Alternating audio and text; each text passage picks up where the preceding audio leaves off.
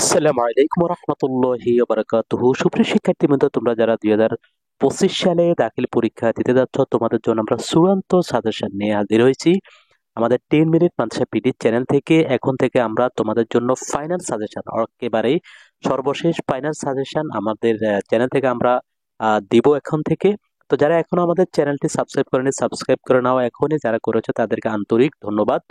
তো আজকে আমরা আরবি প্রথম পত্রের সংক্ষিপ্ত চূড়ান্ত সাজেশন দিব এবং একেবারে সকল প্রশ্নের, অর্থাৎ 1 থেকে 11 নম্বর প্রশ্ন পর্যন্ত সকল প্রশ্নে আমরা সাজেশন দিব। আশা করছি এখান থেকে তোমাদের শতভাগ কমন পড়ে যাবে।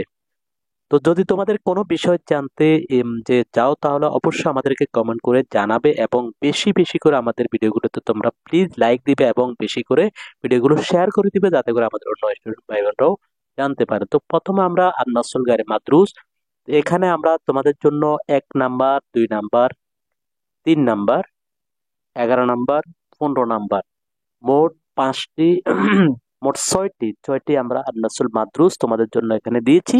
তো এখান থেকে আশা করছি তোমাদের জন্য অবশ্যই অবশ্যই কমন পড়ে যাবে আশা করছি, যেহেতু তোমাদের নসল মাদ্রুসটি সবচেয়ে বেশি ইম্পর্টেন্ট এবং এটি কমন ফালানো একেবারেই সহজ এবং খুবই সহজ এটি।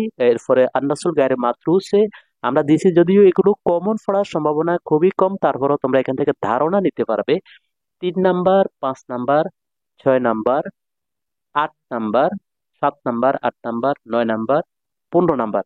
তো এই প্রশ্নগুলো, এই রাসুল মাদ্রুস গুলো, যেগুলো তোমাদের পাঠ্য বইয়ের বাইরে থেকে আসে, এছাড়াও খুব সহজ এবং যে সংক্ষিপ্ত সহজ বিষয়গুলো থেকে মূলত এগুলো দিয়ে থাকে। তো আশা করছি এখান থেকে তোমরা কিন্তু ধারণা নিয়ে, যদি কমন না আসেও তাহলে ধারণা নিয়ে তোমরা লিখতে পারবে।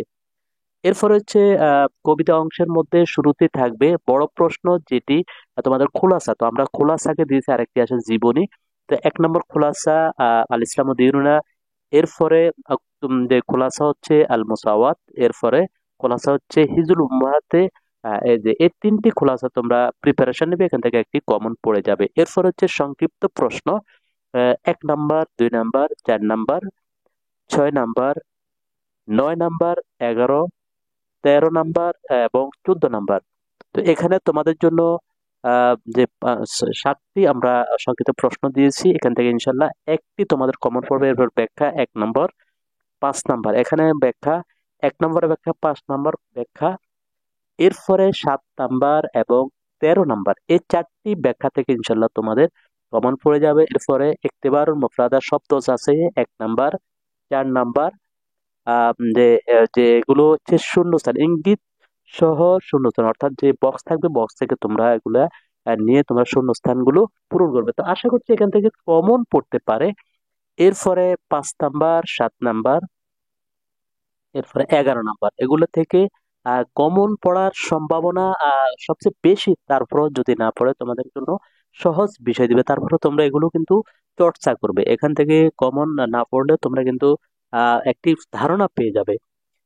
এরপরে আরো আছে তোমাদের ইঙ্গিতবিহীন, যে কোনো ইঙ্গিতবিহীন, অর্থাৎ বক্স থাকবে না, ইঙ্গিতবিহীন শূন্যস্থান পূরণ তোমাদের নিজের থেকে শূন্যস্থানগুলো পূরণ করতে হবে। 1 নাম্বার, 2 নাম্বার, 3 নাম্বার, এখানে আছে 2 নাম্বার, 3 নাম্বার, যে অর্থাৎ ইঙ্গিতবিহীন মানে তোমাদের একটি কোনো ইঙ্গিত থাকবে না, কোনো শব্দ থাকবে না, নিজ থেকে তোমাদের এই শূন্যস্থানগুলো পূরণ করতে হবে। এরপরে 6 নাম্বার, 9 নাম্বার, 11 নাম্বার, তোমরা এগুলো পড়বে, পড়ে তোমরা এখান থেকে ধারণা নিতে পারবে। যদি কমন আসে তো সৌভাগ্যক্রমে কমন আসলে ভালো, না তোমরা এখান থেকে ধারণা নিয়ে কিন্তু লিখতে পারবে। তো বেশি বেশি করে এগুলো চর্চা করবে, তাহলে দেখবে তোমাদের জন্য বিষয়গুলো সম্পূর্ণ ইজি হয়ে যাবে। এরপরে হচ্ছে ইকতিবারুল কিতাবা, এখানে হেওয়ার, অর্থাৎ হেওয়ার, তোমাদেরকে একটি হেওয়ার লিখতে হবে। তো হেওয়ার এখানে আমরা 1, 2, 3, 4, 4টি হেওয়ার দিয়েছি। এখান থেকে অবশ্যই অবশ্যই ইনশাল্লাহ এগুলো কমন পড়ে, এখান থেকে তোমরা একটি হেওয়ার তোমরা কমন পেয়ে যাবে। হাওয়ার মানে কথোপকথন, তোমরা একটি হাওয়ার এখান থেকে কমন ইনশাল্লাহ পেয়ে যাবে। এরপরে হলে কিতাবুল ফিকরা, অর্থাৎ অনুচ্ছেদ। অনুচ্ছেদে আমরা 1, 2, 6, 10, 11, 12 এগুলো দিয়েছি। এগুলোর থেকে ইনশাল্লাহ তোমাদের এই টপিক গুলো থেকে তোমাদের যে কমন পড়ে যাবে অনুচ্ছেদ ইনশাল্লাহ।